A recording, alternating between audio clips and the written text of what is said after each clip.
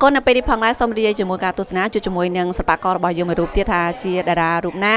ហើយសម្បូរទៅដោយវោហាប៉ុណ្ណាសូមរីករាយជាមួយការទស្សនាជាមួយនឹងកម្មវិធីរបស់យើងផងដែរចានិយាយសួរលោកណែចា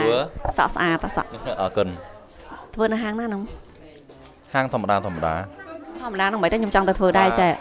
ហាងដូចថាហាងខ្លួនឯងធ្វើការរួយត្រូវការគៀបត្រូវការរយៈពេលយូរបាទម៉ានមកប្រហែលជា1ម៉ោងហ្នឹងហើយម៉ោងបាទខ្ញុំដូចសំកន្លះម៉ោងមុំណាប៉ុន្តែយើងទៅថាគៀបយូរបាទអញ្ចឹងហ៎ចាគៀបដាក់ចំហួយគៀបឲ្យបានលាបទឹកមូតអត់លាបចំហួយទេបាទហើយថ្ងៃហ្នឹងអបអរសាទរក្នុងពិធីបុណ្យចូលឆ្នាំថ្មីឃើញថាសូម្បីតែលោក UNESCO ចាក៏គាត់លេងនៅម៉ូតសក់ដែលថ្មីហើយសម្លៀកបំពាក់គឺជាលក្ខណៈហូល6ផ្ទាល់តែម្ដងចាគាត់ថាខុសប្លែកទេជាមួយនឹងការថតនៅក្នុងស្ទូឌីយោហើយជាមួយនឹងការថតនៅខាងក្រៅហើយថ្ងៃនេះដោយសារជួបជុំជាមួយនឹងមិត្តភ័ក្តិសិល្បៈរបស់យើងច្រើននោះតើក្នុងអារម្មណ៍របស់ខ្លួនឯងគាត់ថាប្លែកទេចាបាទគាត់ថាប្លែកព្រោះថាយើងថតនៅខាងក្រៅយើងមានតែតួថា2នាក់ទៅ3នាក់ទេតែបើយើងថតក្នុងស្ទូឌីយោដូចជាក្នុងពេលនេះទៅថតជាដូចថាបនចូលឆ្នាំប្រពៃណីខ្មែររបស់យើង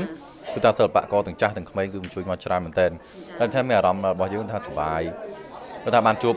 មិត្តសិល្បកររបស់យើងសិល្បករនេះយើងបានទៅជែកគ្នាលេងពីនេះពីនោះយើងទៅឲ្យសុបាយក្នុងការថតគាត់ថាយើងមិនសូវអស់កម្លាំងផងបាទមិនសូវអស់កម្លាំងទេបាទឃើញថាជារឿយៗឲ្យតែថតនៅក្នុងស្ទូឌីយោធម្មតាគឺឃើញថាលោក UNESCO គឺជាមេខ្យល់មួយដែលផ្ដល់នៅបរិយាកាសឲ្យសិល្បកររបស់យើងមានភាពសប្បាយរីកចាឃើញថា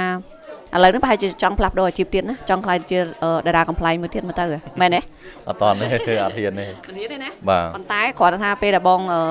និយាយម្ដងនៅក្នុងរង្វង់សិល្បៈរបស់យើងអញ្ចឹងធ្វើឲ្យនាងខ្ញុំទប់សំណាញ់បានឲ្យក្រុមជាមួយសិល្បកររបស់យើងថាមិនគិតពីការហត់នឿយតតែម្ដងចាឥឡូវនេះក្នុងឱកាសចូលរួមជាមួយនឹងការថតឲ្យផលិតកម្ម SM ត្រៀមចូលក្នុងវិធីបុណ្យចូលឆ្នាំថ្មីនាពេលខាងមុខនេះក្នុងនាមលោកដែលជាសិល្បករមួយរូបចូលរួមជាមួយនឹងការថតនៅក្នុងថ្ងៃនេះមានអ្វីសម្រាប់ជូនពរដល់ទស្សនិកជនរបស់យើងផងដែរចាបាទនៅក្នុងថ្ងៃនេះដែរខ្ញុំបាទក៏សូមបាទជូនពរទៅដល់ក្នុងឱកាសបុណ្យចូលឆ្នាំថ្មីសូមជូនពរដល់បងប្អូនប្រជាពលរដ្ឋខ្មែររបស់យើងនៅក្នុងនិងក្រៅប្រទេសបាទសូមឲ្យមានសុខភាពល្អសំណាងល្អគឺថាទទួលទានមានបានសូមឲ្យទេវតាឆ្នាំថ្មីបាទជួយថែរក្សាបងប្អូនឲ្យមានសំណាងល្អក្នុងជីវិតរហូតតែម្ដងបាទសូមអរគុណអរគុណជូនពរសុខភាពល្អសំណាងល្អចា